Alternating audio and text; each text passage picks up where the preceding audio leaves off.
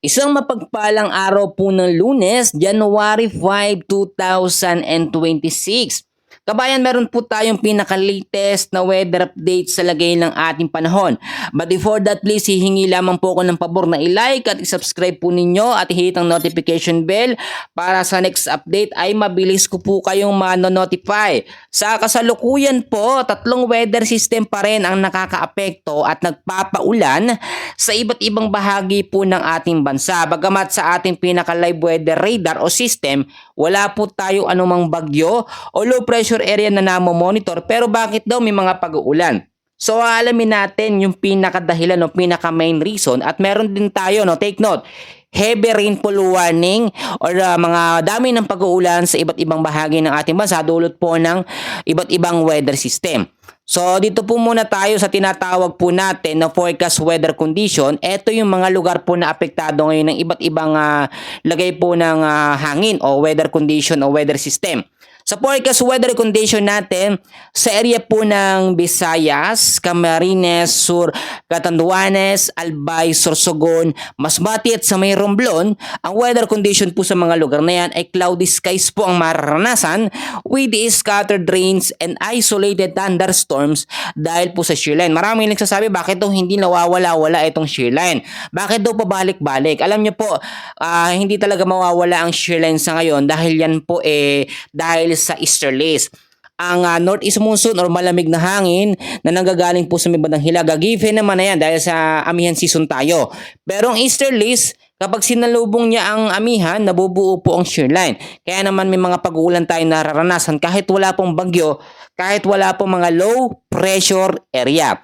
Samantalang sa area ng Caraga, sa Palawan, Camiguin, Misamis Occidental, Misamis Oriental at Zamboanga del Norte ay patuloy po makakaranas ng cloudy skies with scattered rains and thunderstorms dahil po sa easterlies. So possible impact naman itong easterlies na ito ay magpabaha sa mababang lugar at landslide sa mga landslide prone area kapag nagkaroon po na yun ng moderate to heavy rain sa anumang oras. So yung easterlies nananatili pa rin yung hangin niya kung makikita nyo sa ating pinakamapa umiihip pa rin siya yung malinsangan na hangin na nanggagaling po sa may karagatang Pasipiko. So tuloy-tuloy tayo.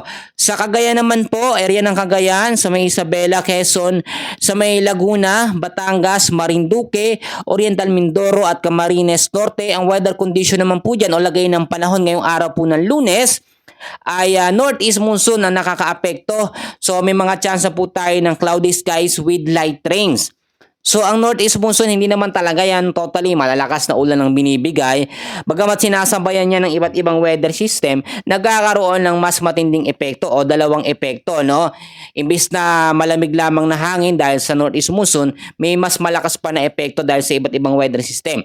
So northeast monsoon, possible impact pa rin pagbabaha sa mababang lugar at landslide po sa mga landslide prone area kapag meron tayong light to moderate rains anumang oras.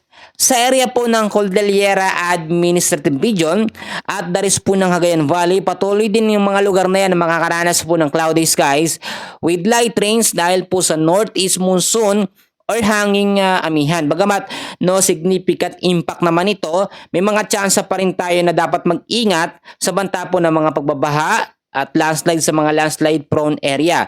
Sa Metro Manila at nalalabing bahagi po ng Luzon ay patuloy din po makakaranas ng partly cloudy to cloudy skies with isolated light rains dahil po sa northeast monsoon or hanging amihan. Ang amihan naman kasi usually ito talagang mga hamog lamang, mga mahihinang pag-uulan ang naidudulot at madalas malamig na hangin o puro hangin lang yung binibigay niyan. Nasasamahan lamang yan ng mga pag-uulan kapag itinutulak siya ng high pressure na hangin na nanggagaling sa may bandang hilaga at kapag kasinabayan ng iba't ibang weather system tulad na lamang ng shearline nakadikit niya. So yun yung nagiging dahilan kaya naman ang northeast monsoon ay nagiging banta na rin bilang isang malakas na mga pag-uulan ang mararanasan lalo sa mga apektadong lugar kahit po hindi ito totally nagbibigay ng malakas na ulan. So ang lalalabing bahagi naman po ng Mindanao, ang weather condition naman o lagay ng panahon sa mga lugar po na yan, parte po, daris po ng Mindanao, patuloy po na makakaranas ng partly cloudy to cloudy skies with isolated rain showers or thunderstorms dahil sa easterlies. Hanggat hindi po nawawala ang easterlies, magtutuloy-tuloy pa rin ang mga pag-ulan sa mga apektadong lugar nito. Pero once na mawala na ang epekto o humina ng easterlies, hihina na rin po ang shear line at mas malamig na hangin na or ang magiging pinaka main weather system na lamang natin na makaka-apekto ngayon ay ito pang northeast monsoon or hanging amihan. So tinalakay natin, sinabi ko sa inyo, meron tayong nakikitang low pressure area doon sa ating tropical cyclone threat potential or doon sa advanced weather system natin sa second week ng January. Simula January 9 hanggang sa January 15, may low pressure area na papasok malapit po sa kanlurang bahagi ng ating bansa, dyan po sa may Palawan area.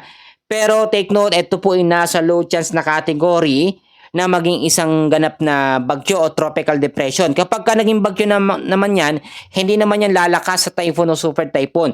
So wag natin pangambahan na mamaya meron na namang super typhoon o may typhoon na naman, kahit ito ay mahinang bagyo lamang. Pero maging handa at maging alerto pala lagi po tayo, no?